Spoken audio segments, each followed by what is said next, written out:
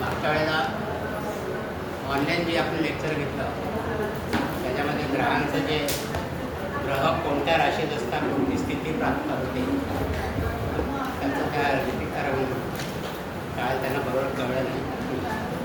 म्हणजे अशा 10 अवस्था आहेत ग्रहांच्या. जशा बांध्या देवस्था आपण 6 पाहिल्या 5 तशा या 10 अवस्था आहेत ग्रहांच्या. ग्रह कोणत्या ह्याच्यामध्ये असेल कोणत्या भागामध्ये असेल कसा असतो त्याची त्या अवस्था आहे. तर स्थानबली ग्रह केव्हा होतो?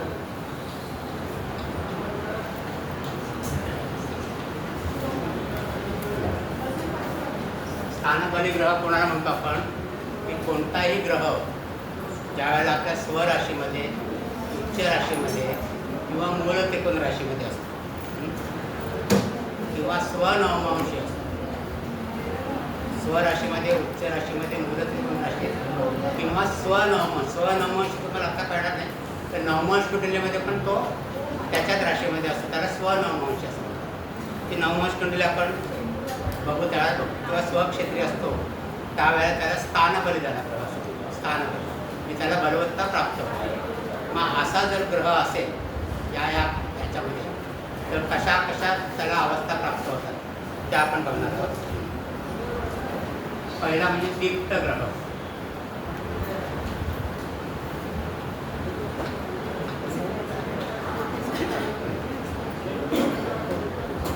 ग्रह आपल्या उच्च क्षेत्र म्हणजे उच्च राशीमध्ये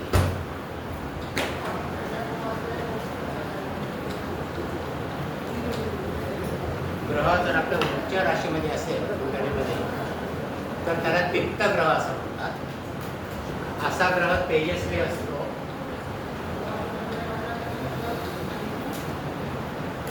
आणि कार्यसिद्धी करणारा असतो. म्हणजे फलद्रूप होतो असा ग्रह. अशा ग्रहांची फळं चांगली मिळतात आपल्या उच्च क्षेत्रामध्ये उच्च राशीमध्ये. नंतर दुसरी अवस्था ती स्वस्थ ग्रह.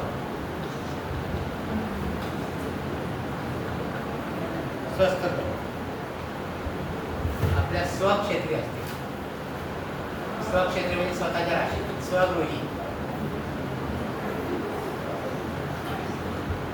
असा ग्रह धन आणि कीर्ती देतो.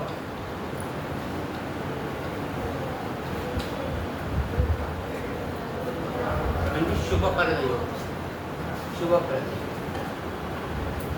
तिसरा आहे तो मुदित ग्रह.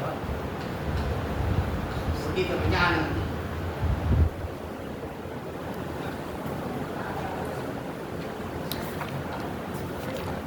मुदित किंवा हर्षित ग्रह. जर तो मित्र क्षेत्री असेल मित्राच्या मित्र क्षेत्र म्हणजे मित्राच्या राशीमध्ये ग्रहांचे शत्रू मित्र आपल्याला माहिती तर मित्राच्या राशीमध्ये असेल तर असा ग्रह आनंदी आणि लक्ष्मीवान असतो.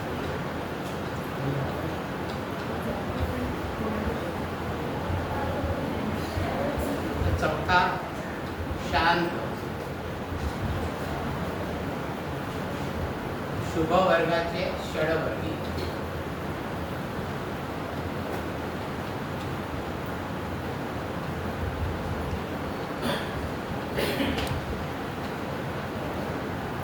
आता शुभ वर्गाचे षडवर्गी म्हणजे आपण ज्या वर्गकुंडल्या शिकणार आहोत षडवर्ग कुंडल्या 6 प्रकारच्या कुंडल्या आहेत तर त्या वर्गांची आपण जी शुभस्थाने आहेत त्या वर्गकुंडलींची जी शुभस्थाने आहेत वर्गकुंडलींचे पण केंद्र आणि कोण असतात त्याच्यामध्ये जर ग्रह असेल तर तो शांत असतो. शुभ वर्गाचे षडवर्ग. षडवर्ग म्हणजे आपण 6 प्रकारचे कुंडली शिकणार आहोत त्याच्यामध्ये पण ते षडवर्गाच्या कुंडल्यांमध्ये पण तो जर चांगल्या ठिकाणी असेल शुभस्थानामध्ये असेल तर त्याला तो शांत असतो. असा ग्रह मोठा पराक्रमी असतो.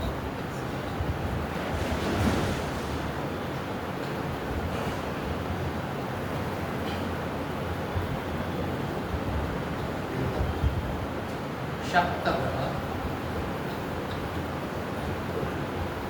पूर्णपणे उदित असेल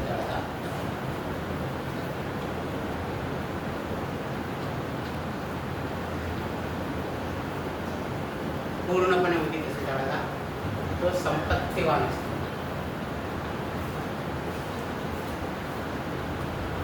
आता पूर्णपणे उदित म्हणजे जे ग्रह रवीच्या अगदी जवळ असतात ते अस्तंगत असतात, त्यांना स्वतःचं बळ नसतं. म्हणजे रवीपासून त्याचे कालांश आपण सांगितले, त्या कालांशाच्या पुढे पूर्णपणे उदित. पण त्याच्यामध्ये तो वक्री पण नको. वक्री म्हणजे सहा पुढे वक्री पूर्णपणे उदित. पण त्याला दुसरं कुठलंही काय हे नाही आहे. उदित ग्रह आहे रवीच्या पुढे, तर असा जो ग्रह असेल तर तो संपत्तीवान असतो.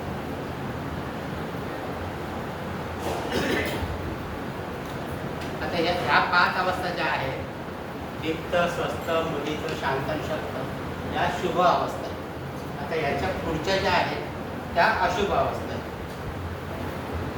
6वी अवस्था आहे पीडित.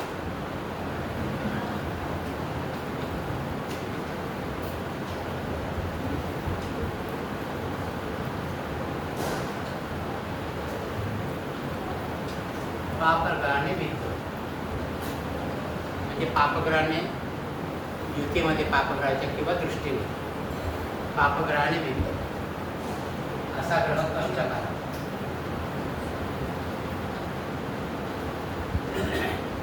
म्हणजे जास्त फलदायी नसतो, तो फलदायी नसतो. 7 हीन ग्रह,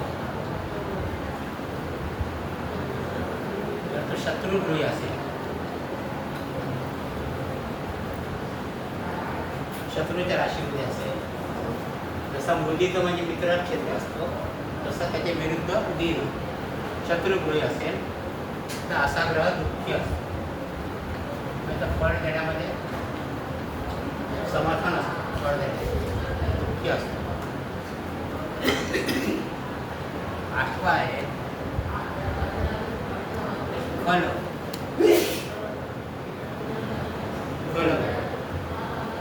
शुभ ग्रह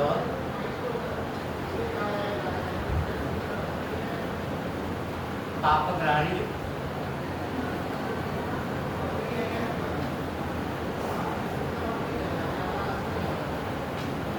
शुभग्रह आपण कुठले बघितले? गुरु, शुक्र, चंद्र आणि थोड्या प्रमाणात होतो तो शुभग्रह. हे ज्यावेळेला पापग्रहाने युक्त असतात त्यावेळेला ते धनहानी करतात.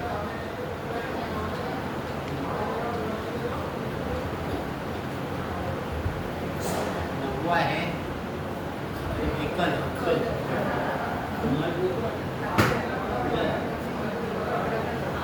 म्हणजे ग्रह अस्तंगत. खाली विकल आहे ना.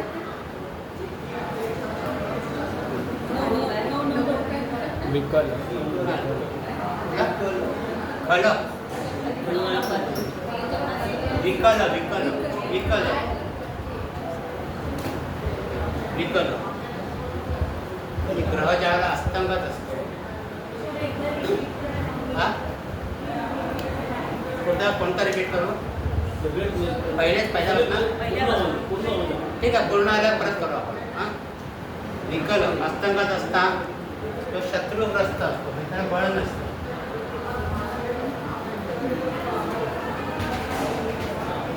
शत्रुग्रस्त असतो. आणि 10वा म्हणजे भीत अवस्था.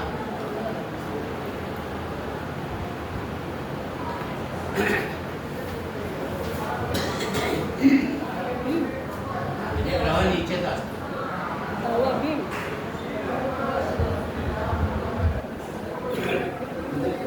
ग्रह नीचेच असतात. तो कार्यनाशक म्हणजे कोणताच फळ देत नाही.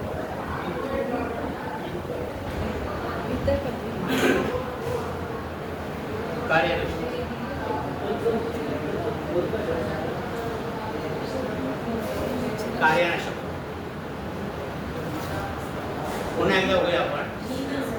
ग्रह स्थानबली केव्हा होतो? तर ज्या वेळेला ग्रह स्वराशीमध्ये, उच्च राशीमध्ये किंवा मूल त्रिकोण राशीमध्ये असतो त्यावेळेला तो त्याला स्थानबली ग्रह असं म्हणतात. एखाद्या स्थानामध्ये किंवा एखाद्या राशीमध्ये ज्या वेळेला ग्रह आपल्या स्वराशीमध्ये असतो, उच्च राशीमध्ये असतो किंवा मूल त्रिकोण राशीमध्ये असतो तेव्हा त्या ग्रहाला बलवत्ता प्राप्त होते. तर अशी बलवत्ता किती प्रकारे प्राप्त होते ते आपण इथे बघणार आहोत. त्याच्यापैकी 10 अवस्था दिल्या आहेत पाराशरीमध्ये. त्याच्यापैकी ज्या पहिल्या 5 अवस्था आहेत त्याच्यामध्ये ग्रह शुभ फलदायी होतो, शुभ फलदायी होतो. आणि 6 पासून 10 पर्यंत ज्या अवस्था आहेत त्याच्यामध्ये तो कार्यनाशक किंवा अशुभ फलदायी होतो, अशुभ फलदायी. तर आता एक एक अवस्था आपण बघूया. ज्या वेळेला ग्रह आपल्या उच्च राशीमध्ये असतो, जसं रवी मेषेमध्ये, मंगळ मकरेमध्ये उच्च राशीमध्ये असतो, त्यावेळेला तो ग्रह दिक्त ग्रह त्याला जास्त बलवत्ता प्राप्त. असा ग्रह कसा असतो? तेजस्वी आणि कार्यसिद्धी करणार असतो, कार्यसिद्धी करणार. आपल्या उच्च राशीमध्ये ग्रह असतो त्यावेळेला तो बलवान असतो, पॉवरफुल असतो. नंतर स्वस्थ ग्रह, स्वस्थ स्वस्थ स्वस्थ म्हणजे धडधाकट असतं. स्वस्थ म्हणजे स्वक्षेत्री, स्वतःच्या घरी स्वगृही ज्यावेळेला ग्रह असतो, म्हणजे मंगळ मेषेमध्ये किंवा वृश्चिकेमध्ये, बुध मिथुनेमध्ये किंवा कन्येमध्ये असा स्वगृही असतो, त्यावेळेला तो धनवान आणि कीर्तिवान म्हणजे चांगले फळं देतो, धनदायक कीर्तिदायक असा होतो. तिसरी अवस्था आहे ती मुदित किंवा हर्षित अवस्था. मुदित किंवा हर्षित अवस्था म्हणजे ग्रह ज्यावेळेला मित्र क्षेत्री असतो. आता ग्रहांचे मित्र तुम्हाला माहिती आहे. रवीचे मित्र कोण कोण आहेत?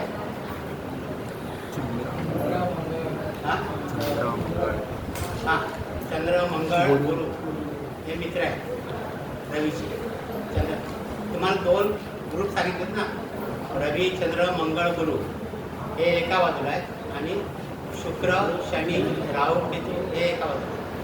तर ते एकमेकांचे मित्र क्षेत्री ज्यावेळेला ग्रह असतो त्यावेळेला तो मुदित किंवा हर्षित अवस्थेमध्ये असतो. आणि असा ग्रह आनंदी किंवा लक्ष्मीवान असतो, म्हणजे चांगलं फळ देणार असतो. चौथी अवस्था शांत म्हणजे शुभ वर्गाची षडवर्गी. आता आपण ज्यावेळेला षडवर्ग कुंडली शिकणार आहोत त्यावेळेला जर तो ग्रह षडवर्गामध्ये सुद्धा स्वराशीमध्ये किंवा उच्च राशीमध्ये किंवा केंद्र कोणामध्ये असेल तर तो शुभ वर्गाचे षडवर्गीय असेल. तो कसा असतो तर आपण बघणार. तर असा ग्रह सुद्धा चांगला पराक्रमी असतो, चांगला फळ देणारा असतो. नंतर 5वी अवस्था आहे शक्त म्हणजे पूर्णपणे उदित. पूर्णपणे उदित म्हणजे जो ग्रह वक्री नाही किंवा अस्तंगत नाही असा जो ग्रह आहे तो पूर्णपणे उदित असतो. तर असा ग्रह संपत्तीवान असतो, म्हणजे चांगलं फळ देणार. म्हणजे ह्या 5 अवस्था ज्या आहेत त्या शुभ फळ देणार आहेत. आणि पुढच्या 5 अवस्था आहेत त्याच्यामध्ये तो ग्रह कमकुवत होतो. त्या कुठल्या आहेत? ते पीडित अवस्था. पीडित अवस्था म्हणजे पापग्रहांनी विद्ध, पापग्रहांनी युक्त असेल किंवा पापग्रहांनी दृष्ट असेल तर तो पीडित अवस्थेमध्ये असतो. असा ग्रह कष्टकर म्हणजे फारशी फळांची अपेक्षा आपण तयार करू शकत नाही. नंतर दीन अवस्था म्हणजे शत्रुगृही, शत्रूच्या घरी म्हणजे रवीसारखा ग्रह शनीच्या घरामध्ये, मंगळासारखा ग्रह शुक्राच्या घरामध्ये असा असेल तर तो शत्रुगृही असतो. असा ग्रह दुःखी असतो म्हणजे फळ देत नाही, तुझा चांगलं फळ त्याची मिळत नाही. नंतर फल अवस्था म्हणजे शुभग्रह पापग्रहाने युक्त. म्हणजे शुभग्रह जे आपण बघितले चंद्र शुक्र बुध नंतर गुरु हे पापग्रहाने युक्त असते. युक्त म्हणजे पापग्रहांच्या बरोबर असते. जसं गुरु राहू ग्रह असेल तर चांडाळ योग आपण चांगला ग्रह चांगला नाही. चंद्र आणि शनी पुनर्योग विषयोग असतो म्हणजे तो चांगल्याने योग होत नाही, त्याला फलयोग, फलयोग हे धनहानी करणारे ग्रह असतात. म्हणजे ज्यांच्याकडनं काही चांगल्या फळांची अपेक्षा केली जात नाही. नंतर विकल अवस्था आहे म्हणजे ज्यावेळेला ग्रह अस्तंगत असतो. अस्तंगत त्यावेळेला स्वतःचं बळ नसतं, तर कार्यालय त्याला असतं. स्वतःचं काय बळ नसतं अस्तंगताला. असा सुद्धा शत्रुग्रस्त ग्रह असतो, शत्रुग्रस्त असतो. आणि हित म्हणजे स्वतःच्या नीच राशीमध्ये ज्यावेळेला ग्रह असतो, ग्रह ज्यावेळेला स्वतःच्या नीच राशीमध्ये असतो. काय झालं हिंदी पुरते नीच राशीमध्ये असतो तेव्हा तो कार्यनाशक करतो. म्हणजे चांगलं फळ देतो त्याऐवजी वाईटच फळ देतो. नाश धन आणि करणं कार्यनाशक करतो. अशा या 10 अवस्था दिल्यात ग्रहांच्या. ग्रहांच्या दिक्तादी अवस्था आहे असं म्हणतात. परीक्षेत प्रश्न विचारले ते दिक्तादी अवस्था आणि त्या बाल्यादी अवस्था. 6 आपण 5 बघितल्या त्या बाल्यादी अवस्था. तर अशा या अवस्था आहेत ग्रहांच्या. प्रश्न कसा विचारता? हां, प्रश्न विचारता याच्यात शॉर्ट नोट विचार टिपा विचारतात. ग्रहांच्या दिक्तादी अवस्था लिहा. मग तुम्हाला या 10 अवस्था लिहा ग्रहांच्या दिक्तादी अवस्था. आणि त्याला विचारतात ग्रहांच्या बाल्यादी अवस्था लिहा. आणि 1 मार्काचा प्रश्न असेल तर मग तो मगाशी विचारत असाच की ग्रह जर मित्र राशीमध्ये असेल तर त्याला कोणत्या अवस्थेत असतो? मुदित अवस्थेमध्ये असतो असं. हां, मुदित हां, दिक्तादी अवस्था म्हणजे 10. बाल्यादी म्हणजे ते अंशावरती आहेत ना, 0 ते 6 बाल, कुमार, युवा, ती बाल्यादी अवस्था. त्या बाल्यादी अवस्था.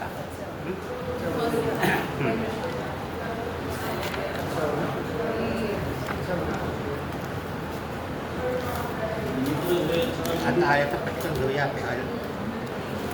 जनार्दन बोरकर आहेत का? निरजकर आहेत, सुर्वे आहेत, मांजरेकर. हे सगळं आपलं झालेलं आहे. केतूचे नक्षत्र, सगळ्या ग्रहांचे नक्षत्र तुम्हाला माहिती आहे. आता हे पुस्तक बघताना तुम्हाला ग्रह कोणत्या नक्षत्रात आहे हे तुम्हाला कळलं पाहिजे. हां, आणि मग त्याच्या बाजूला नक्षत्राची नाडी, गण, योनी हे सगळं दिलेलं आहे. हे आपलं सगळं झालं आहे अवकडाचं. नंतर नक्षत्र ग्रहांची मित्र, सम आणि शत्रू हे सुद्धा आपलं झालेलं आहे. हां, खाली दिले त्यांनी हे. हां, नंतर आत्ता आपण बघितलं चरराशी कोणत्या, स्थिर राशी कोणत्या, विसव राशी कोणत्या, ही सुद्धा माहिती आपल्याकडे आहे. आता 6 नंबरच्या पानावरती नक्षत्रांचा फलादेश शुभ आणि अशुभ, प्रत्येक नक्षत्रांचा फलादेश त्यांनी दिलेला आहे.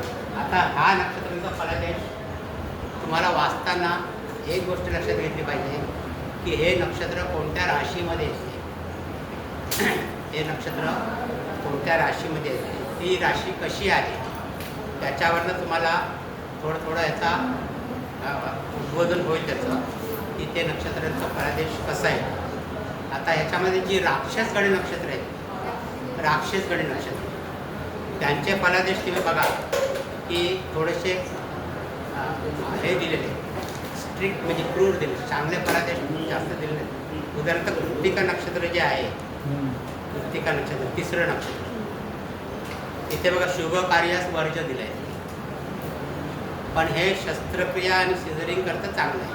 हे कोणत्या गोष्टीला वाईट आणि कोणत्या गोष्टीला चांगलं आहे. तर ते कृत्तिका नक्षत्र शुभ कार्याला वर्ज सांगितलं आहे. नंतर राज्याभिषेक अधिकार स्वीकारण्यास चांगले, कारण काय कृत्तिका नक्षत्र हे रवीचं नक्षत्र आहे, रवीचं नक्षत्र आहे. आणि मग ती वस्तू मिळेल की नाही ते आपण जे दृष्टी बघितल्या त्या सुलोचन, अंध, चिबीड त्याच्यावरती ते दिल्या प्रत्येक नक्षत्राची. हां, आणि ते नक्षत्र कसं आहे त्याची तामसी नक्षत्र आहे, उष्ण आहे, शरीर पीडा देणारं नक्षत्र आहे म्हणजे असं. आणि त्याच्यात नंतरचं रोहिणी नक्षत्र बघा, चंद्राचं नक्षत्र आहे. चंद्र हा शीतल ग्रह आहे तसा बाहेर, त्याच्यामुळे त्याचं वर्णन कसं केलं, उत्तम सौंदर्य, आकर्षक, कलावंत, विलासप्रिय, मुंज, विवाह, बारस म्हणजे सगळे चांगले गुण त्याच्यात दिलेले आहेत. हां हां, आणि मग त्यांचं विशेष कधी असतं ते सुद्धा आपण दिलं. अमृत योग शनिवारी नक्षत्र असलं रोहिणी, त्या आपण जे योग बघितले होते ते सुद्धा इथे रिपीट झाले. पण मग प्रत्येक नक्षत्राचं जे कार्यक्षेत्र हे आहे त्याचं फलादेश जो आहे तो शुभ किंवा अशुभ त्याची तुम्हाला कल्पना आहे. त्याच्यानंतर बघा आश्लेष नक्षत्र हे सुद्धा राक्षसगणी नक्षत्र आहे. जी राक्षसगणी नक्षत्र आहे त्याचा हे बघा शुभ कार्यास वर्ज दिलेलं आहे. संकटे व व्याधी उत्पन्न करणारे आश्लेष नक्षत्र. तीव्र दृष्टी, अविचारी, हट्टी, चोर, फसवे, हानिकारक असं हे नक्षत्र आहे.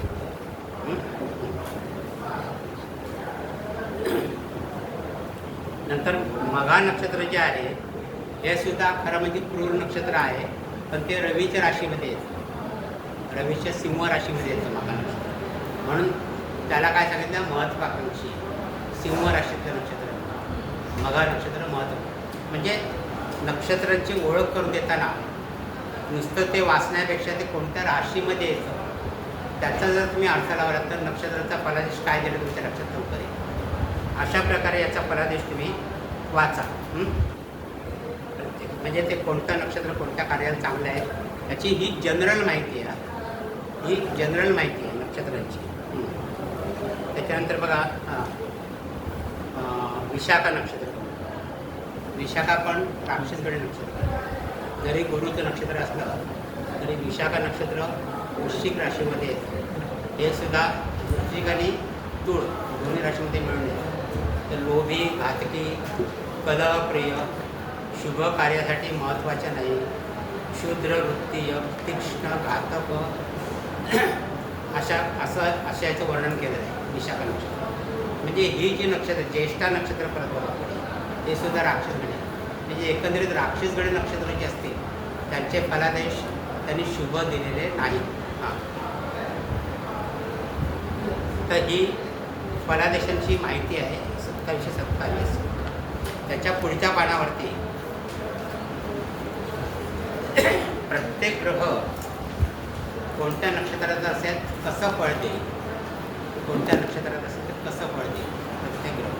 म्हणजे 8 नंबरचं पान जे आहे त्याच्यामध्ये बघा. आता इथे रवीचे फळ दिले. रवी, आता रवीचे फळ देताना पण नुसतं फळ वाचण्यापेक्षा रवी हा ग्रह कसा आहे तर राजा आहे, तो ग्रह मानता राजा आहे, अग्नितत्वाचा ग्रह आहे, महत्त्वाकांक्षा जास्त आहे त्याच्यामध्ये, ओके नाही रवीकडे. म्हणजे त्याची फळं कशी मिळतील. आता त्याचं अश्विनी नक्षत्रातलं फळ त्याने काय दिलं आहे, अधिकार, मानी, विचारी कमी दिले त्याने, पैशाचे व्यवहार चोख करणार. आता ह्याच्यामध्ये लक्षात घेताना अश्विनी नक्षत्र हे मेष राशीमध्ये आणि मेष राशी रवीची उच्च राशी आहे. म्हणजे आपल्या उच्च राशीमध्ये जास्त फरक आहे ना, दीप्त ग्रह आहे मेष राशीमध्ये. तर अशा प्रकारे त्याचं फळ बघायचं रवीचं ह्याच्यामध्ये. नंतर आता कृत्तिका नक्षत्र त्याचं स्वतःच आहे आणि मेष राशीतला जो भाग आहे कृत्तिका नक्षत्रातला तिथे काय दिलं त्यांनी, शास्त्रीय अभ्यास करणारा पराक्रमी महत्त्वाचा. कृत्तिका नक्षत्राचं जनरल फळ आपण चांगलं वाचलेलं नव्हतं, पण रवी करता त्याचं फळ चांगलं आहे. रवी करता चांगलं आहे कारण ते रवीचं स्वतःचं नक्षत्र आहे आणि रवीच्याच म्हणजे रवीच्या उच्च राशीमध्ये येतं मेष राशीमध्ये. कुठलं नाही म्हणून नक्षत्र कुठे पडलेलं आहे, कुठल्या भावात पडलं आहे पण तुम्हाला बघायचं. ते पण आपण एक कुंडली घेऊन बघणार आहोत. म्हणजे तुम्हाला जास्त त्याचा अभ्यास करतो. म्हणजे ही जी फळं आहेत ना ही जर तुम्ही अशी सरळ वाचलीत ना तर तुम्हाला कन्फ्युजन होईल कोणतं लक्षात ठेवायचं काय. तर ते लक्षात ठेवणं पॅरामीटर्स लावा, ते कोणता ग्रह सांगितला आहे आणि ते नक्षत्र कोणत्या राशीमध्ये येतं, ती राशी त्या ग्रहाशी कशी संबंधित आहे ह्याचा जर तुम्ही विचार करून ते फळं वाचली तर त्याचं ते तुम्हाला लवकर कळेल, आकलन लवकर होतं त्या फळांचं. तर असं प्रत्येक ग्रहामध्ये. आता इथे जर तुम्ही बघितलं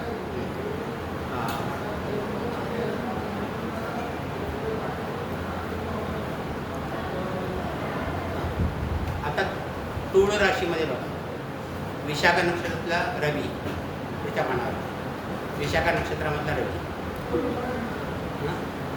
मिळाला. इथे काय लिहिलं आहे, अधिकार कमी, अशक्त, मध्यम बुद्धी. आता हे रवीचे सगळे विरुद्ध आहे, ओके नाही. मग इथे असं का दिलं असेल, अधिकार कमी, अशक्त, मध्यम बुद्धी.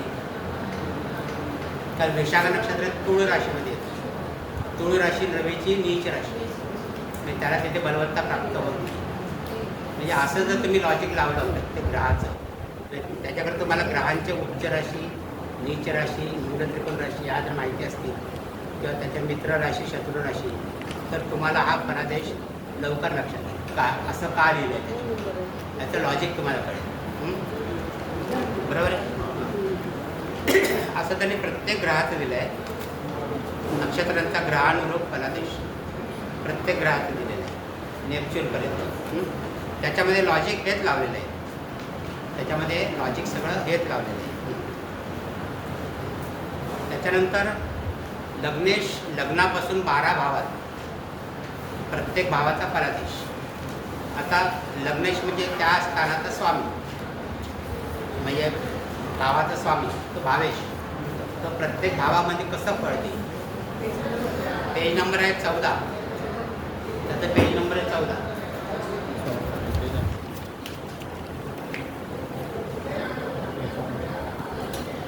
पुढे पुढे जाईल, पुढे जाईल. हां हां, नाही जिथे तो डार्क स्पॉट आहे ते त्या भावाचं स्वामी आहे असं.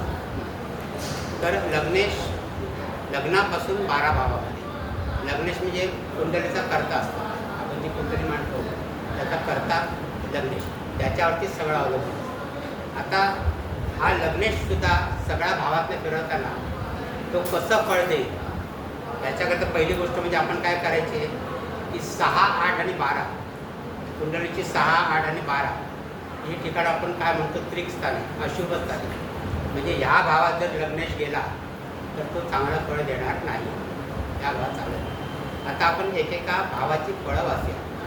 लग्नेश जर लग्नी असेल, लग्नेश जर लग्नी असेल, लग्नेश लग्नी असेल म्हणजे कसं असणार तो स्वतःच्याच राशीमध्ये, तरच तो लग्नेश लग्नी आला ना, स्वतःच्या राशीमध्ये असणार स्वगृही, म्हणजे तिथे तो बलवान होणार. मग त्याचं फळ काय येणार की असा जातक पराक्रमी, यशस्वी, विशेष आत्मविश्वास, शरीर सुदृढ व चांगलं व्यक्तिमत्व असतं. म्हणजे तो स्वतःच्याच राशीमध्ये आहे लग्नेश. म्हणून आता लग्नेश तर दुसऱ्या भावात गेला, सेकंड हाऊसमध्ये कुटुंब स्थानामध्ये गेला, कुटुंब स्थान. मग इथे तो कुटुंबाप्रमाणे फळ देईल, कुटुंबाच्या विषयी काहीतरी फळ देईल ना. मग इथे कुटुंबाचं सुख भोगणार. लग्नेश त्याच्या धनस्थानामध्ये गेलं आहे ना, त्याच्यापासून धनस्थानामध्ये गेलं. म्हणजे हे लॉजिक तुम्ही लक्षात ठेवा. कुटुंबाचे सुख भोगणार, देवदेवीच्या व्यवहारात कुशल धन मिळवून शिल्लक ठेवणार आणि उत्तम जेवणारा. उत्तम जेवणारा का म्हणेल, इथून आपण रसना पण बघतो ना, चव, म्हणून उत्तम जेवणारा म्हणजे लग्नेश तिथे चांगलं फळ देईल. कुटुंबाचं सुख भोगणार. आता लग्नेश हा कर्ता आहे कुंडलीचा, आणि तो ज्या भावात जाईल त्या तिथे कशी कशी फळं उत्पन्न करायचे बघा. कुटुंब आता तिसऱ्या भावात जर गेला, तिसऱ्या भावांना आपण काय बघतो, भावंड बघतो, भावंड. मग लग्नेशाचे भावाशी कसे संबंध असते, तर लग्नेश तिथे पराक्रम स्थान पण आहे, तृतीय स्थाने पराक्रम स्थान पण आहे. आपण प्रत्येक भावाने काय करतो माहिती आहे, ते पराक्रम स्थान आहे. तर म्हणजे असा लग्नेश जर तिकडे गेला तर तो पराक्रमी असेल, नंतर भावंडावर प्रेम असणार असेल, साहसी असेल, स्वतंत्र विचाराचा असेल, कर्तव्य असेल. म्हणजे लग्नेश ज्या ज्या भावामध्ये जाईल तिथे तो आपली छाप सोडेल लग्नेश असं. नंतर तिथून त्याची फळं कमी होते, तशी ते पुढे येते. आपण ज्याला कुंडली सोडवू ना त्यावेळेला मग त्याचं फळ कमी जास्त कसं करायचं ते आपल्याला बघायचं. आता लग्नेश जर नीच राशीमध्ये असेल तर त्याचा नक्षत्र, त्या नक्षत्राची फळं तुम्हाला तिकडे कमी मिळणार का. लग्नेश म्हणजे जो ग्रह आपल्या नीच राशीमध्ये आहे त्या नक्षत्रांची फळं आपण बघितलं तेवढीशी चांगली त्याला मिळत नाही, तर तिथे ते कवर होणार. इथे आपण प्रत्येक भावावरनं जनरलायझेशन करतो की तिसऱ्या भावात असेल तर आणि तिथे बलवान असेल तर बलवान असेल तर कसं ते.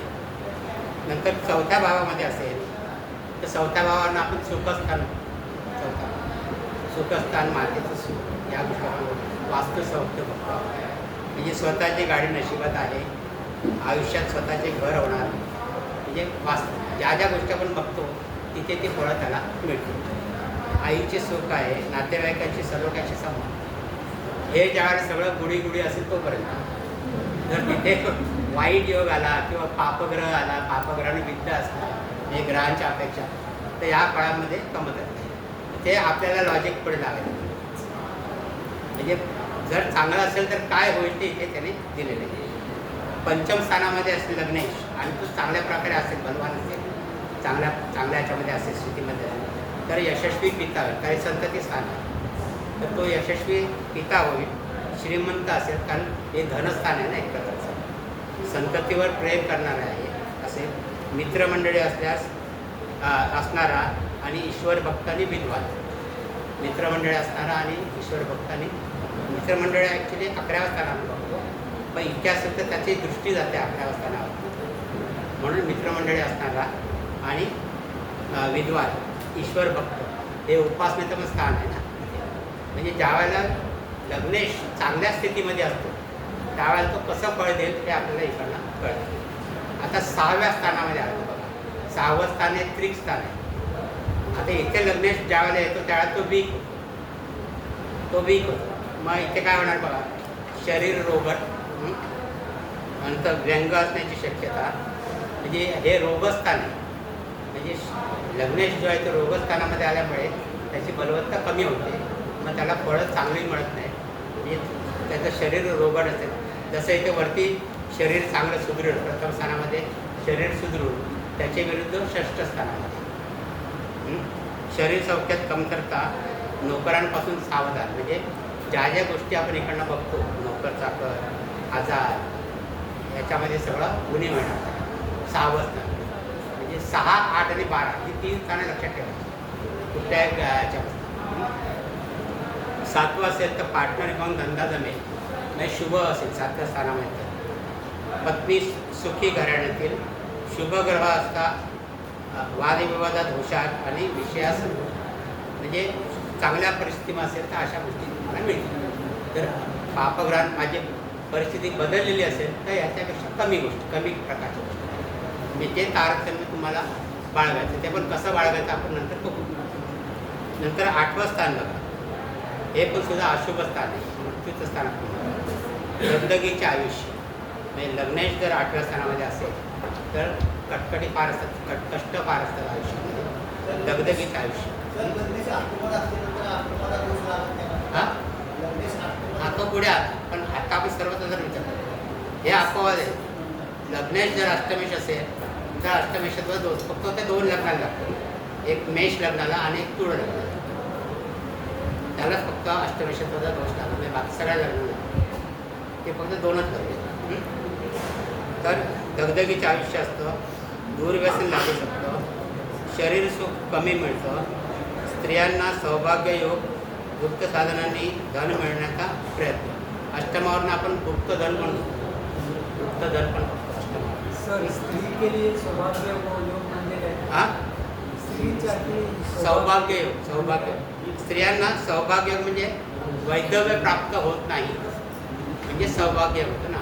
अष्टम स्थान जर चांगलं असेल ते मॅरिड सुख ना. हां, मॅरिड सुख ना सर. मॅरिड वैवाहिक सुख नाही ना सर.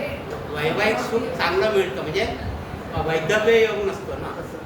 वैधव्य योग अष्टम स्थान जर बिघडलं तर वैधव्य येऊ शकतं ना. अष्टम स्थान बिघडलं जोडीदारापासून वैधव्य योग येऊ शकतो ना. तर ते येत नाही चांगलं असेल.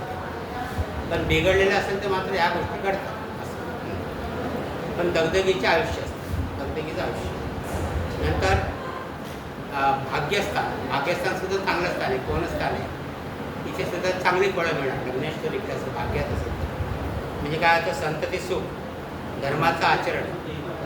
संतती सुख का म्हणतो आपण तर पंचमाचं पंचम स्थान आहे. पंचमाचं पंचम स्थान आहे. धर्माचं आचरण, तीर्थयात्रा, नाव होईल, पुण्यकृत्य, नशीबवान. म्हणजे भाग्यस्थानचं चांगलं असेल तर तुमची कीर्ती वाढेल, सगळीकडे नाव होईल, तुमच्या धर्मस्थानाला भेटी वाढतील, ईश्वर भक्त मुनी लोकांचा सहवास मिळेल. म्हणजे सगळी चांगली फळं मिळतात लग्नेश जर भाग्यामध्ये असेल. आता इथे लग्नेश पंचमात आणि लग्नेश भाग्यात याला का चांगली फळं मिळतील? काय लॉजिक लावाल तुम्ही त्याच्यामध्ये? लग्नेश पंचमात आणि लग्नेश भाग्यात इथे ते नेहमी चांगलं फळ देईल. का देईल चांगलं फळ? सर अर्थस्थान और वो है 1, 5, 9 है. हां हां अच्छा नाम हां त्रिकोण स्थानामध्ये का चांगलं फळ मिळतं? सर धर्मस्थान आहे.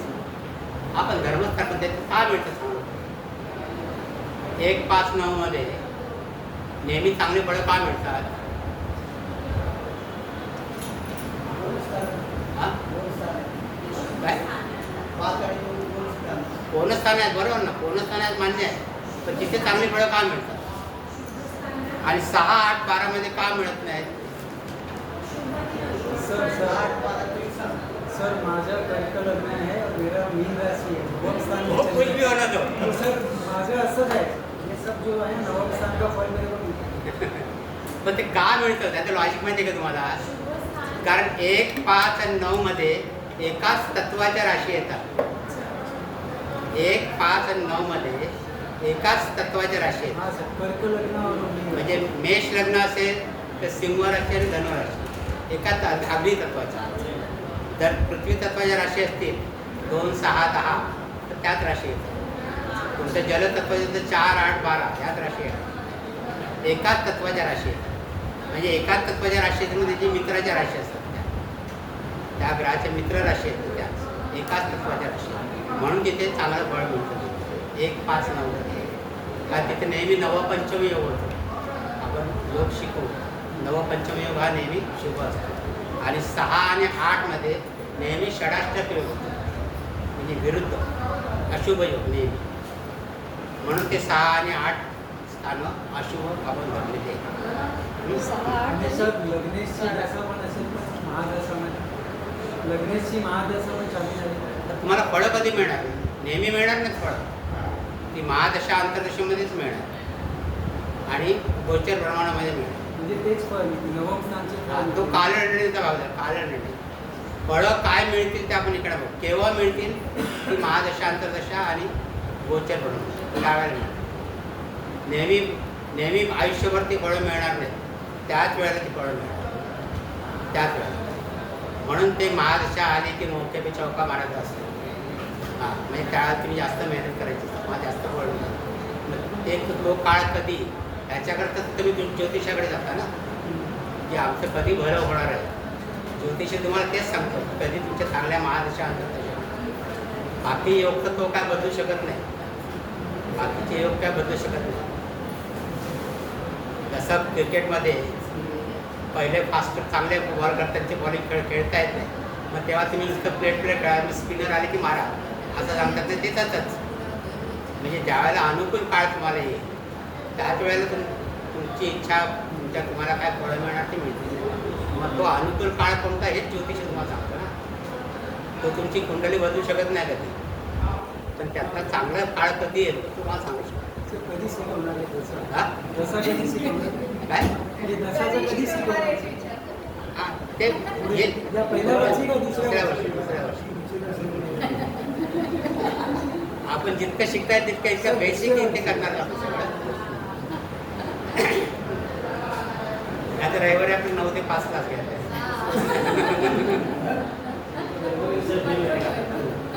नंतर लग्नेश दशम स्थानामध्ये असेल तर राजकारणात भाग. दशम स्थानावर आपण राजकारण बरोबर कार्यस्थान येते, कार्याचं स्थान येते.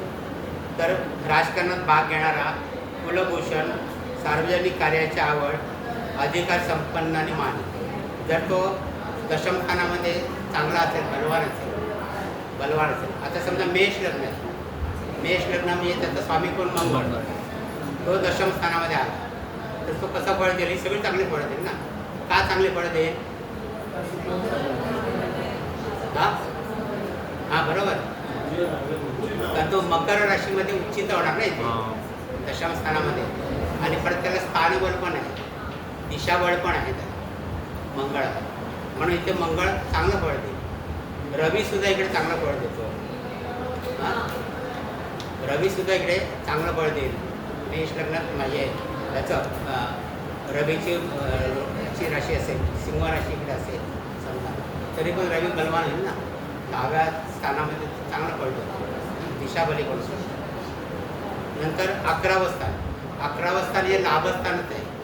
त्याच्यामुळे कोणताही भावेश तिथे गेला की तो चांगलं फळ देणार. लाभस्थान म्हणजे धन पुष्कळ मिळणार, अनेक प्रकारे लाभ, भावाशी संबंध चांगले, उत्तम मित्र, आकस्मिक लाभ. म्हणजे हे पण लाभस्थान, सगळ्या इच्छा पूर्ण करणं स्थान. ही सगळी जनरल माहिती आहे. त्याच्यामध्ये तुम्ही ज्यावेळेला ग्रह भराल त्यावेळेला त्या ग्रहाची पोझिशन तिकडे काय आहे त्याच्यावर तुमचा फलादेश वर खाली होऊ शकेल. आणि 12 स्थान हे सुद्धा अशुभ स्थान आहे. म्हणजे कर्ज काढलं तर फिटत नाही, कर्जाचं स्थान आहे. नंतर स्वतःहून पुढाकार नाही, सत्प्रवृत्त, पापग्रह स्वतःच्या कर्माने वाईट दिवस, पापग्रह असेल इकडे तर स्वतःच्या कर्माने वाईट दिवस, शिक्षा होण्याची शक्यता आणि खर्च. हे तुरुंगवासाचं पण स्थान आहे, हॉस्पिटलायझेशनचं पण स्थान आहे. जास्त आजार असेल तर हॉस्पिटलायझेशन होऊ शकेल किंवा बंधन योग इकडनं बघतात. बंधन योग असेल तरी तुरुंगवास होण्याची शक्यता असते, एखाद्या ह्याच्यामध्ये काहीतरी शिक्षा होऊ. तर हे त्या सगळ्या गोष्टींकरता 12 असतात. म्हणजे एखादा भावेश सगळ्या भावातने फिरवताना जास्त करून आपण लक्ष ठेवतो 6, 8 आणि 12 इथे त्याची फळं चांगली मिळते. पण 5 आणि 9 मध्ये चांगली फळं मिळतात. केंद्रस्थानामध्ये पण तशी चांगली फळं मिळतात आणि याप्रमाणे आपल्याला तो फलादेश त्याचा आपण करतो. आता इथे काय केलं आहे की त्यांनी लग्नेश फक्त फिरवलं. लग्नेश नेहमीच का प्रथम भावातच असं नाही, कोणत्याही भावात असेल. पण लग्नस्थानामध्ये ग्रह असू शकतात ना, लग्नस्थान. तर ते लग्नस्थानामध्ये जे ग्रह असतील ते कसा फलादेश देतील तो त्यांनी पुढच्या पानावर केला. लग्नस्थानातील ग्रहांचा फलादेश म्हणजे तुम्ही कुंडली बघताना लग्नेश कुठे आहे त्याचं फळ अगोदर बघायचं आणि त्या भावात कोणते ग्रह आहेत का तर त्याचा फलादेश त्यांनी बाजूला घेतला. हे तुम्हाला आणखी सोपं केलं. तो ग्रह कसा पडते. आता लग्नस्थानामध्ये बघा रवीचं दिलं फळ त्यांनी. रवी जर लग्नस्थानी असेल तर डोळ्यांचा आजार होण्याची शक्यता. आता रवी आणि चंद्र हे डोळे बिघडवणारे ग्रह आहेत, म्हणजे तेजाचे ग्रह आहेत ना. त्याच्यामुळे हे जर 2, 1 आणि 12 या स्थानामध्ये जर असतील तर डोळ्यांचा विकार असू शकतो. आणि डोळ्यांचा कारक ग्रह शुक्र आहे. जर नुसता शुक्र असेल तर तो चांगले डोळे देईल, चांगल्या प्रकारचे डोळ्यांचं सौंदर्य वर्णन करेल. आता इथे शुक्राचं बघा काय दिलं त्यांनी. शुक्राचं चांगलंच फळ दिलं त्यांनी. पण रवीचं असेल तर डोळ्यांचा आधार होण्याची शक्यता, नीतिमत्ता चांगली. तर रवी हा याचा ग्रह आहे, आपला राजा आहे. तो सभ्य वागणे, महत्त्वाकांक्षी, आनंदी, समाजप्रिय. पापग्रह संबंधित असतात चेहऱ्यावर खून. रवी शनी चिंता देतो, कारण काय पापग्रहावर आहे. रवी आणि शनी असेल तर दोघं एकमेकांचे कार्यकर्ते बिघडवतात, दोघं शत्रू आहेत एकमेकांचे. आणि मंगळासह रवी असेल तर राग येतो, कारण दोन्ही अग्नितत्वाचे. त्यामुळे अशा व्यक्तीला राग पटकन येईल. म्हणजे हे प्रत्येक ग्रहाचे फलादेश त्या भावाने दिले. त्या भावात कोणता ग्रह आहे तो इथे बघायचा. म्हणजे सेकंड हाऊसमध्ये हे घर असं आहे, हे ग्रह आले तर फर्स्ट हाऊसच चाललं आपलं फर्स्ट हाऊसच चाललं आहे. फर्स्ट तुम्ही कुठलं बघताय, तुम्ही सेकंड हाऊसचं बघताय. इकडचं पान अजून या पानावर मागे या बाजूला नंबर 15. हां, आता हे फर्स्ट हाऊसच्या पण प्रत्येक भावातली फळं बघितली हो की नाही. आता प्रत्येक भावात फर्स्ट हाऊसमध्ये समजा एखादा ग्रह असेल तर तो काय फळ देईल तर ते इथे दिले. कोणता ग्रह असेल आधी पारावती फर्स्ट हाऊसमध्ये एवढं कळलं कोणत्या प्रकारचं फळ मिळेल तिथे. आता ही जी फळं आहे ती अजूनही जनरल फळं आहेत. ते नक्षत्र कोणते ते आपण नंतर बघणार. नंतर आपण येणार सेकंड हाऊसकडे. हे हां हां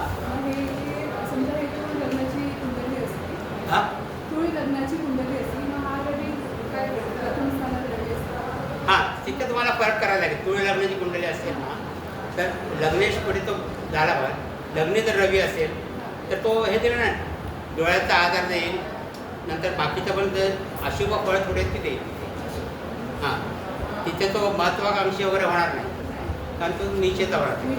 हो नीचेचा.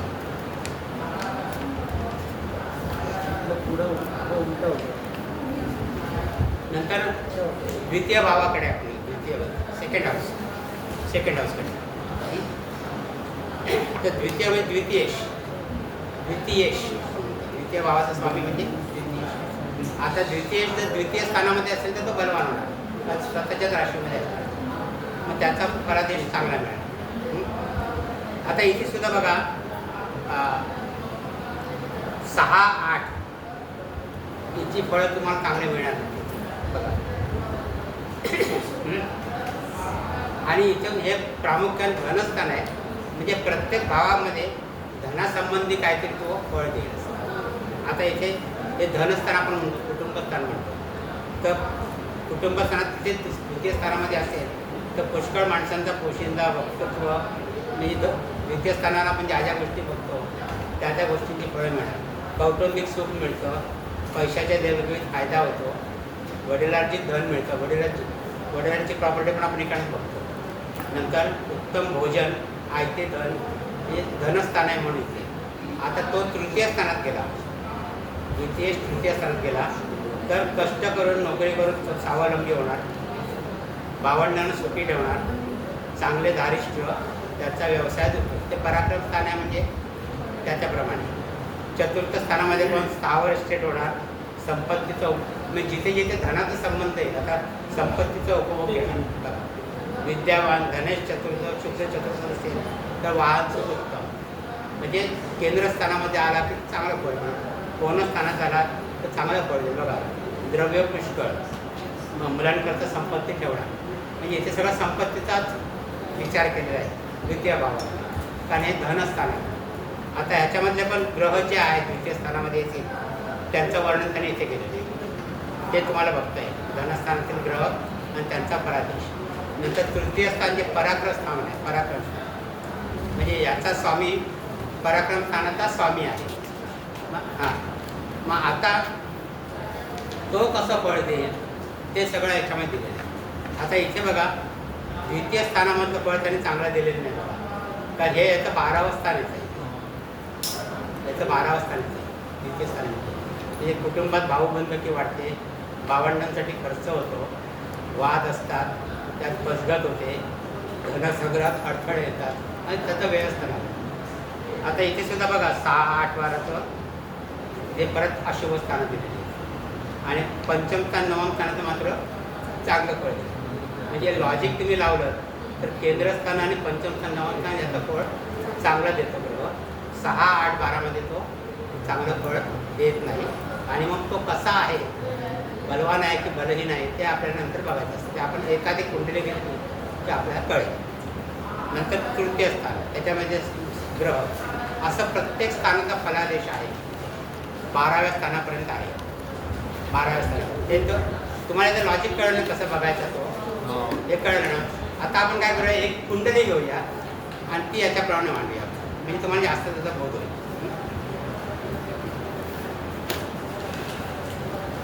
एक मी तुमच्याकडे कुंडली आणलेली आहे.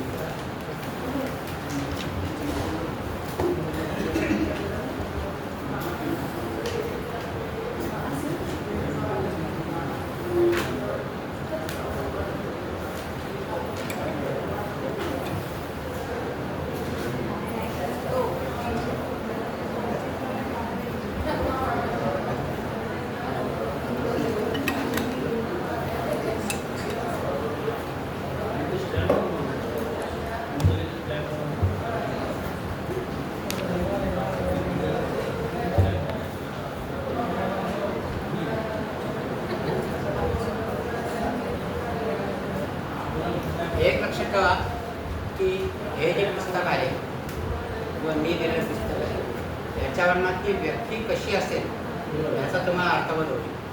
पण त्या व्यक्तीच्या आयुष्याचा घटना घडतील याच्याकरता आपल्याला योग बघायला, त्याचा तुम्हाला अनुभव या पुस्तकावर येणार नाही. ते म्हणजे ती व्यक्ती कशी असते. आता समजा विवाह गुणमिळून आपण करतो त्यावेळेला मुलगी सांगून आली किंवा मुलगा सांगून ती व्यक्ती कशी असेल याचा अर्थबोध तुम्हाला हे पुस्तक वाचून होऊ शकतो की कशा प्रकारे त्याचा हे असेल, स्वभाव कसा असेल ते सगळं तुम्हाला याच्यात कळेल. पण त्याच्या कुंडलीमध्ये काही योग आहेत त्याच्याकरता आपल्याला योगच बघायचा, त्याचा अर्थबोध तुम्हाला याच्यावर जास्त होणार नाही. फक्त स्वभाव आपल्याला त्याच्यानं कळेल. जे लग्न आहे ते 26 अंशावरती आहे.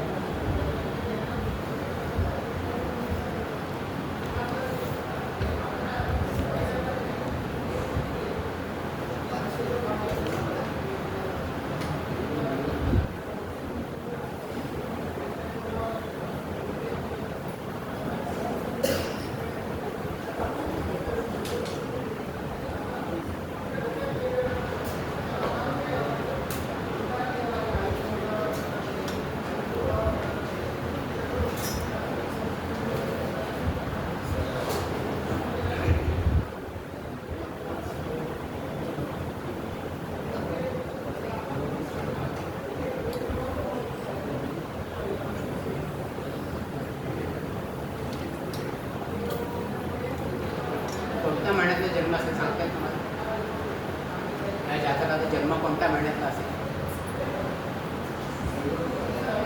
हा? सर कोण सांगू शकेल? मार्च. जनवरी फरवरी मार्च में मार्च. हा? मार्च में सर मार्चमध्ये. सर वो मकर राशि में ना सूर्य रहता है तभी जनवरी में रहता है, तो वो सूर्य आगे चला गया कुंभ में तो वो फरवरी में, फिर ये मार्च में रहेगा। लेकिन रवि सर 20 डिग्री का है, हाँ। तो 20 डिग्री का है मतलब वो अप्रैल में आया। एप्रिल. करेक्ट. मार्च म्हणजे 15 तारखेला मार्चच्या तो इकडे झाला महिन्यामध्ये. तिकडनं 20 दिवस पुढे म्हणजे तो एप्रिल महिन्यात. एप्रिल महिन्यात.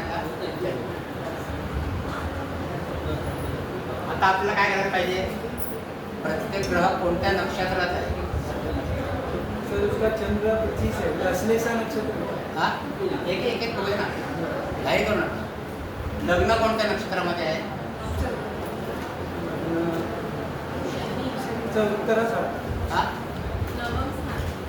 हा. लग्न कोणत्या नक्षत्रात आहे? सर धनिष्ठा में है, धनिष्ठा। एक सांगा. मकर राशी. केशू र च म. रवी चंद्र आणि मंगळ.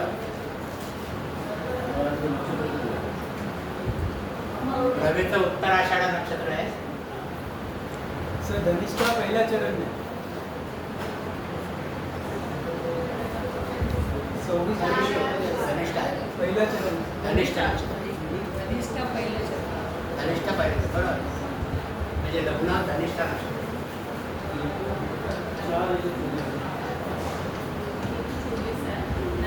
आता आपल्याला फक्त नक्षत्रच पाहिजे.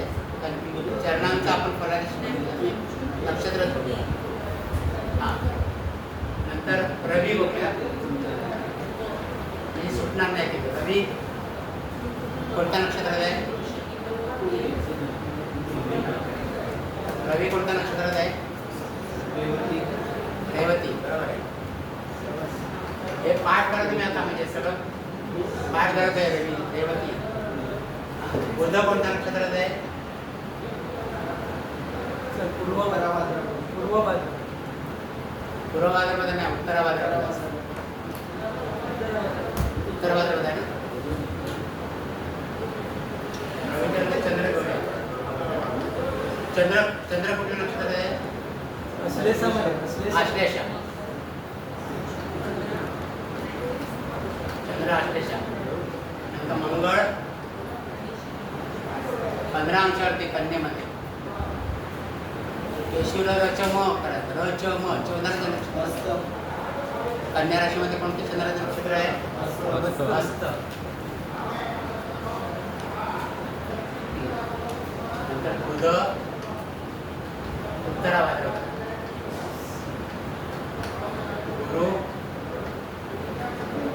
गुरु कुठे आहे?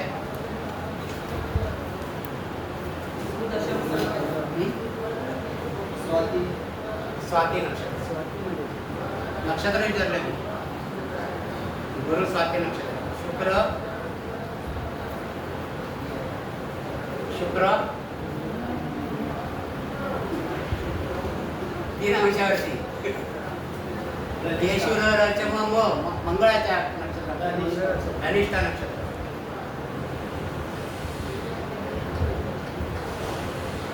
शनी किती अंशावर आहे? 25 अंशावरती.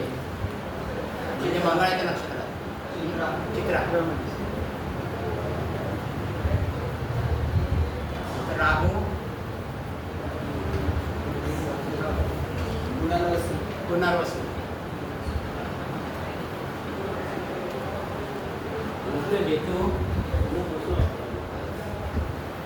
केतू पूर्वाषाढ.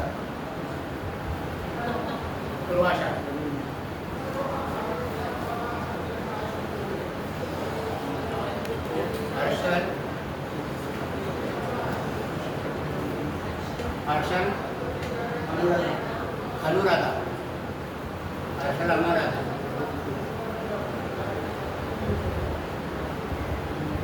नेपच्यून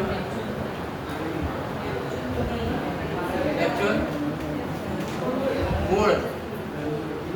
नेपच्यून मूळ नक्षत्र.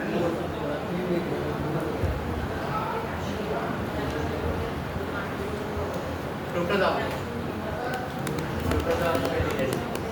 आता या सगळ्या ग्रहांची नक्षत्र लिहून घेऊ. हा? हा? काय? नक्षत्र कशी काढली? आपण राशीवरनं नक्षत्र काढले की नाही, कोणत्या राशीत कोणते नक्षत्र येतात तुम्हाला चार्ट दिला आहे ना तो. हा, मग तो पाठ करायला पाहिजे. केशव चम मला घोष 4 गट केले ते आपण, हो की नाही. अग्नी तत्व, पृथ्वी तत्व, वायू तत्व आणि जल तत्व. मग कोणत्या गटामध्ये आहे ते बघायचं पहिलं. त्याच्यावर नक्षत्र काढायची. हा? कसं म्हणजे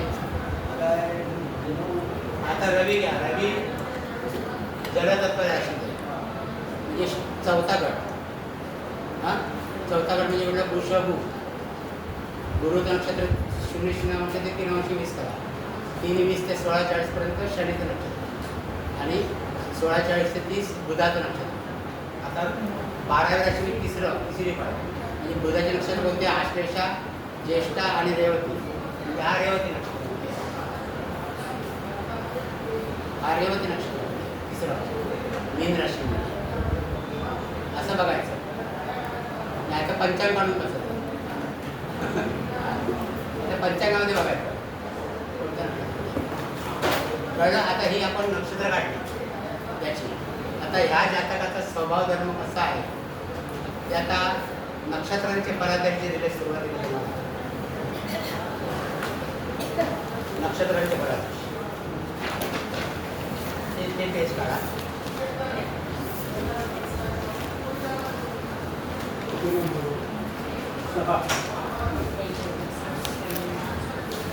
नक्षत्रांचा ग्रहण फलादर्शी.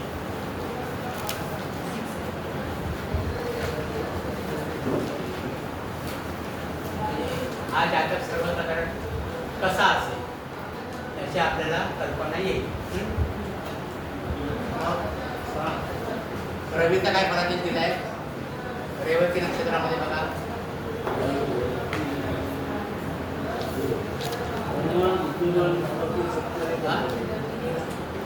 सज्जन आणि खर्चिक दिला आहे ना. नक्षत्रांचे फलादेश पान नंबर 9 काढा. पान नंबर 9 इथे रवी खाली बघा. रेवती बुध म्हणजे नक्षत्राचं स्वामी पण दिलं आहे, नक्षत्र पण दिलं आहे. म्हणजे रवी इथे काय दिलं आहे? रवीच्या पानांच्या खाली सज्जन आणि खर्चिक. म्हणजे हा थोडा सज्जन म्हणजे चांगला स्वभावाचा आहे, पण खर्चिक असणार थोडा. हा जातक थोडा चांगल्या स्वभावाचा आहे, रवी आहे. आता इथे सज्जन का दिला आहे रवीला? त्याचं लॉजिक लावत. आता रवी इथे मीन राशीमध्ये, गुरुच्या राशीमध्ये. गुरुची राशी कशी आहे? सज्जन राशी आहे गुरुच्या. आणि गुरु रवीचा मित्र आहे, त्याच्यामुळे इथे रवीचं पण कारकत्व चांगलं असतं म्हणून सज्जन दिलं. आणि 12वी राशी व्ययस्थानामध्ये येते, थोडा खर्चिक असते. हे लॉजिक, असं लॉजिक लावायला शिकत म्हणून सज्जन आणि खर्चिक आलं लक्षात. आता चंद्र आश्लेषा नक्षत्रात आहे. आश्लेषा नक्षत्र कोणाचं आहे? बुधाचं.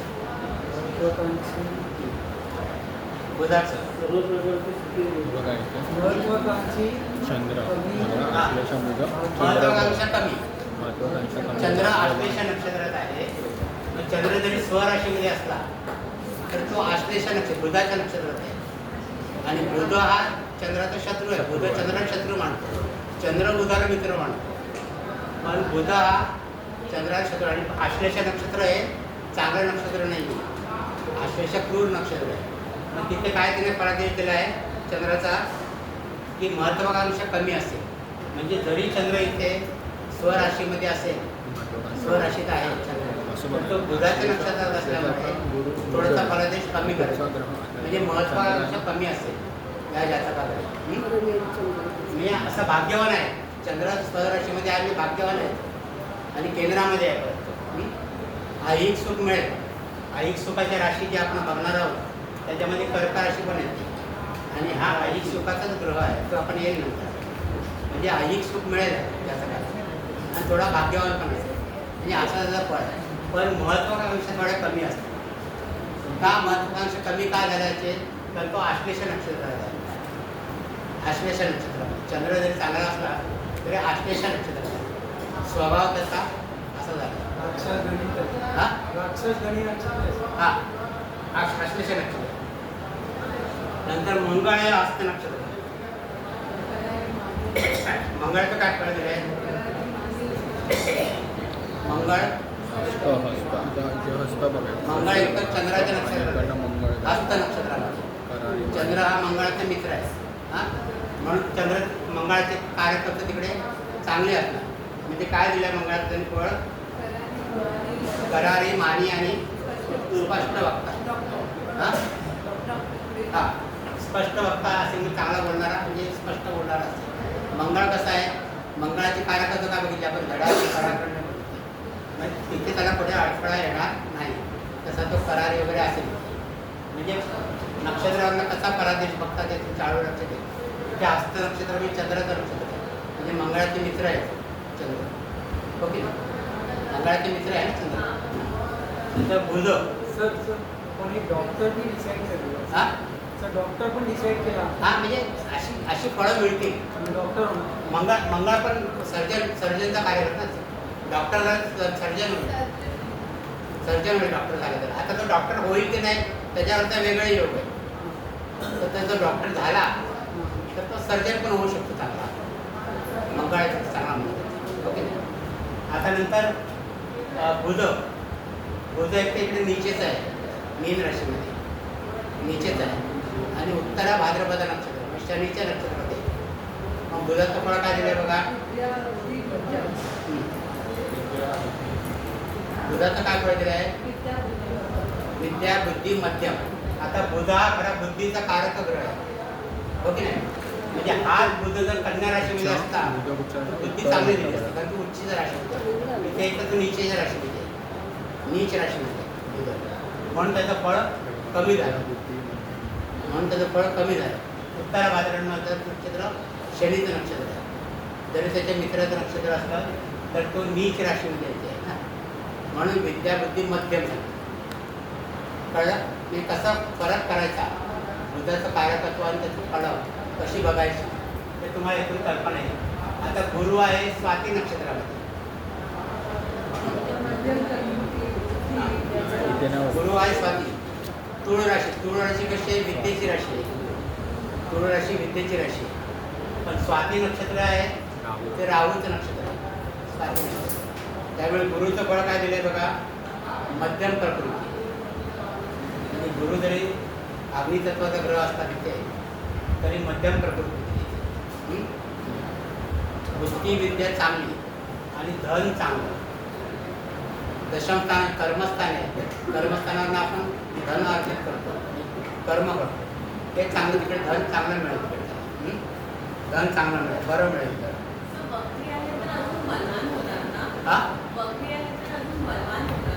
हा आता वक्री असेल तर तो शुभग्रह वक्री असेल तर आणखी चांगले पळेल. पापग्रह वक्री असेल तर आणखी वाईट पळेल. हां असं. नंतर शुक्र धनिष्ठा नक्षत्रामध्ये मंगळाचं नक्षत्र आहे आणि ही सुद्धा बौद्धिक राशी आहे. 11 नंबरची राशी बौद्धिक राशी आहे आणि शुक्र तिकडे मंगळाच्या नक्षत्रात आहे. मग शुक्र कसं फळ दिलं बघा? सुंदर आर्किटेक्ट आणि व्यापार म्हणजे व्यापार चांगला करेल शुक्र. आणि शुक्र इथे कोण आहे? दशमेश पण आहे आणि पंचमेश पण आहे. म्हणजे या कुंडलीला तो योगाकारक ग्रह आहे. शुक्र योगाकारक ग्रह आहे म्हणजे तो चांगला हे देईल. बुद्धिमत्ता चांगली सुंदर असेल आर्किटेक्ट असेल किंवा व्यापार चांगला करेल तो. शनी बघा शनी कुठे आहे? चित्रा नक्षत्र मंगळाच्या नक्षत्रात आहे शनी. शनी चित्रा नक्षत्रात आणि कन्या राशीमध्ये. म्हणजे कन्या राशी जरी बुद्धीची राशी असली तर तो मंगळाच्या नक्षत्रामध्ये चित्रा नक्षत्र त्यामुळे बुद्धी मध्यम आणि प्रकृती बरी असते. प्रकृती उत्तम लिहिलेली नाही तिथे, प्रकृती बरी असते. म्हणजे इथे त्यांनी हे केलं आहे थोडंसं. नंतर राहू पुनर्वसू नक्षत्र आहे. पुनर्वसू गुरुचं नक्षत्र आहे राहू. आणि ते राहू कसं आपल्या उच्च राशीमध्ये राहू आणि राहू शनी हे ग्रह जे असतात ते उपचय स्थानामध्ये चांगलं फळ देतात. हे उपचय स्थान आहे ना, त्याच्यामुळे राहूचं फळ इकडे चांगलं मिळेल. हे जे एकटा आहे, राहू एकटा असेल त्याच्यामध्ये उपचय स्थानामध्ये तर आणखी चांगलं फळ देतो. तर राहूचं फळ काय दिलं तिथे बघा, स्मरणशक्ती चांगली असेल ना. पुनर्वसूंनी पुनर्वसन करणारं ही इथे राहूचं फळ चांगलं मिळेल. नंतर केतू आहे तो पूर्वाषाढा नक्षत्र.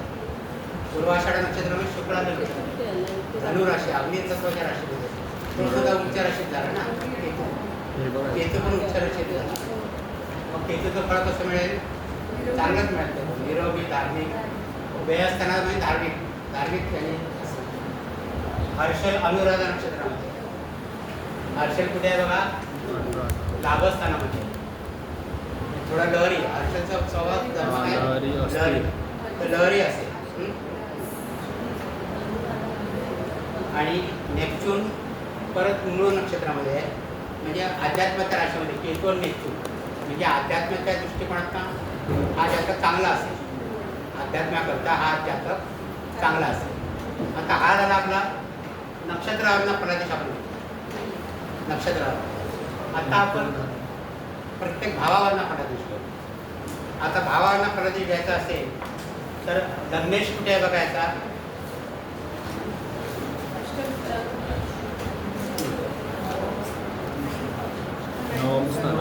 आता आपण लग्नेश कुठे टाकायचा, नवम स्थानामध्ये. कोण म्हणत दुसरीकडे लग्नेश म्हणजे लग्नामध्ये राशी त्याचा स्वामी शनी, त्याचा लग्नेश शनी आहे, तो आहे नवम स्थानामध्ये. मग लग्नेशाचं नवम स्थानाचं फळ चांगलं आहे की नाही बघा. काय नवम स्थानाचं फळ, संतती सुख, धर्माचं आचरण, तीर्थयात्रा, नाव होय, पुण्यकृत, नशीबवान, ईश्वर भक्त, गुणी लोकांचा सहवास, अशी फळं त्यांनी दिलेली आहेत लग्नाची. आता लग्नामध्ये कोणताही ग्रह नाही, मी ते आपण बघायचं. आता लग्नेशाचं फळ आपलं थोडं मॅच होत आहे आपल्याबरोबर, बरोबर.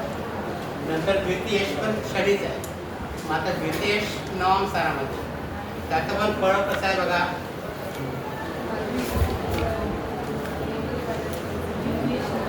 त्याचं पण चांगलं फळ आहे, ते शुभ फळ आहे. आणि द्वितीय स्थानामध्ये शुक्र आहे. तर द्वितीय स्थानामधला शुक्राचं काय फळ दिलं आहे, धनवान, ओळखीचा उपयोग, संपत्तीचा संग्रह, प्रिय बोलणं, म्हणजे गोड बोल्या. हे इथे आपण बोलणं वगैरे बघतो की नाही. चैनीच्या हाऊस म्हणून वापरत असणाऱ्या वस्तूच्या व्यापाराची संतती सुख, सुंदर पत्नी, पापग्रह युक्त असेल. इथे शुक्र जर पापग्रह युक्त असेल, काय म्हणाला शुक्राचं फळ, पेज नंबर 17.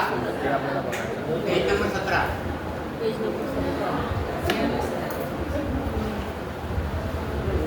आता शुक्राचं चांगलं फळ आहे. पण हा जर पापग्रह युक्त असता शुक्र, तर त्याने काय फळ दिलं असतं, चैनी, व्यसनी, दरिद्री असं.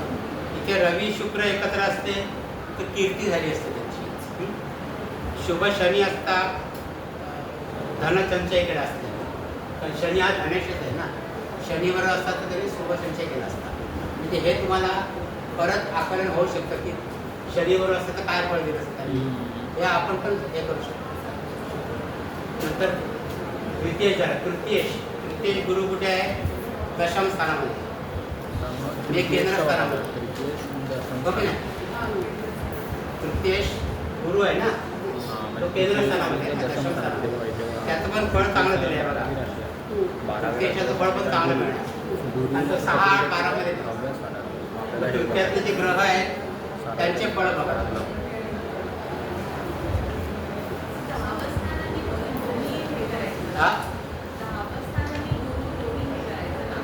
दहाव्या स्थानाने गुरु नाही यायचं. तृतीयेश कुठे गेलाय, 10व्या स्थानात गेलाय ना. हा मग तिथे तिथे काय फळ आहे बघा तृतीयेशाचं 10व्या स्थानातलं सार्वजनिक कार्य हा ते चांगलं फळ आहे त्याचं. मग आता तृतीय स्थानातले ग्रह बघायचे. तृतीय स्थानामध्ये रवी आहे ना, मग तृतीय स्थानामध्ये रवीचं फळ काय दिलंय बघा की तृतीय स्थानामध्ये रवी असता एक तर बहुधा वडील असतो कुटुंबामध्ये एक मोठा शूर पराक्रमी दूषित असता बंधू सुखात वाईस करतेपणा रविचंद्र रवी राहू रवी शनी चांगले नाही. इथे चांगले नाहीत रविचंद्र रवी राहू रवी इथे रवी बुध आहे त्याच्यामुळे चांगलं आहे इथे. आणि इथे पण रवीचं चांगलं दिलेलं आहे फळ चांगलं दिलं रवीचं. बुधाचं पण तसंच दिलं आहे बघा तीक्ष्ण बुद्धी वगैरे दिलेली आहे पण इथे बुध नीचेच आहे म्हणून ही फळं थोडी कमी मिळणार हे लक्षात घ्यावं. नंतर चतुर्देश बघा चतुर्देश मंगळ भाग्यामध्ये आहे. ते दिल्या चतुर्देश मंगळ ते राशी चतुर्देश मंगळ आहे ना भाग्यामध्ये त्याचं पण फळ तुम्हाला चांगलं असणार कारण भाग्य असताना. नंतर भाग्यस्थानामध्ये आपल्या सुखस्थानामध्ये एकही ग्रह नाही.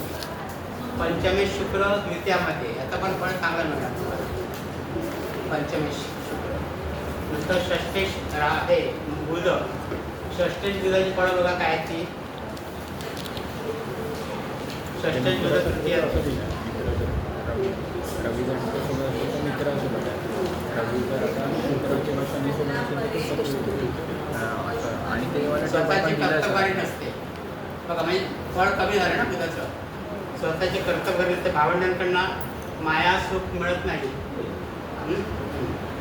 मामाकडून त्रास भावंडांची तब्येत ठीक नसते पाठीवर भावंडां मामाकडून त्रास का लिहिला इकडे 6वा स्थान 6वं स्थान मामाचं आहे मग मामाकडून त्रास म्हणजे ही फळं त्याने दिली आहेत का इथे बुध निश्चित झाला आहे. आता 6व्या स्थानात राहू आहे राहूचं फळ काय दिलंय बघा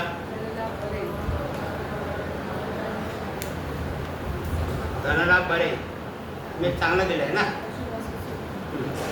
आणि बलवान गुरु केंद्रात असता अष्टलक्ष्मी योग आहे. आता केंद्रामध्ये बलवान आहे का गुरु नाही आहे बलवान नाही आहे वक्री असून घ्या बलवान नाही आहे तो शुक्राच्या राशीमध्ये केंद्राच्या आणि शुक्राच्या राशी बलवान नाही आहे. इथे जर गुरु बलवान असता तर अष्टलक्ष्मी योग झाला असता असं. नंतर सप्तमात बघा सप्तमेश सप्तमात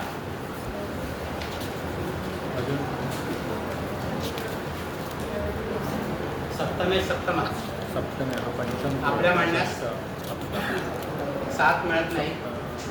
आनंदी वातावरण विवाह लवकर जमतो लोकांकडून मानहानी व धमक्या म्हणजे सप्तमेश सप्तमात.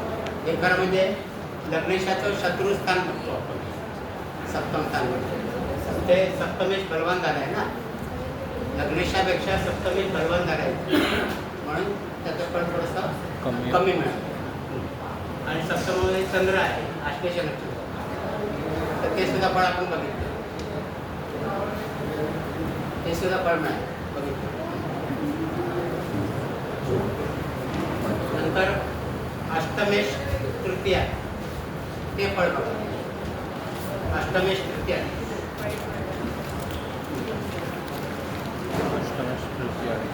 भावंडांची न पटणे हा त्रास होतो. अष्टमेश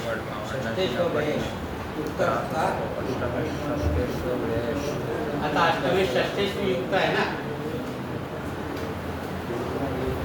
षष्ठेश युक्त आहे म्हणून विपरीत राजयोगापैकी एक योग आहे इथे लेखनात यश पैसे कमिशन पासून पैसा मिळतो भावंडांची न पटणे म्हणजे असं अष्टमाचं असं प्रत्येक ग्रहाचं फळ तुम्ही बघू शकता म्हणजे प्रत्येक भावेश कसा आहे. आता याच्यावरनं सर्वसाधारण काय कल्पना आहे तुम्हाला जातक कसा असेल सर तो सेल्समॅन असेल धार्मिक असेल आणि कोट्याची बोलाढाली करेल तो बिजनेसमैन में बहुत करोड़ों का धंधा करेगा. और रवि खूप चांगला है इसमें बोल बच्चन अमिताभ बच्चन. आता ही पत्रिका माझ्या परिचिताचीच आहे मी तुम्हाला त्याचं वर्णन करू शकतो. सर रवि बुध आदित्य पण आहे. हां रवि बुध आहे. हां रवी बुधा रवी बुधा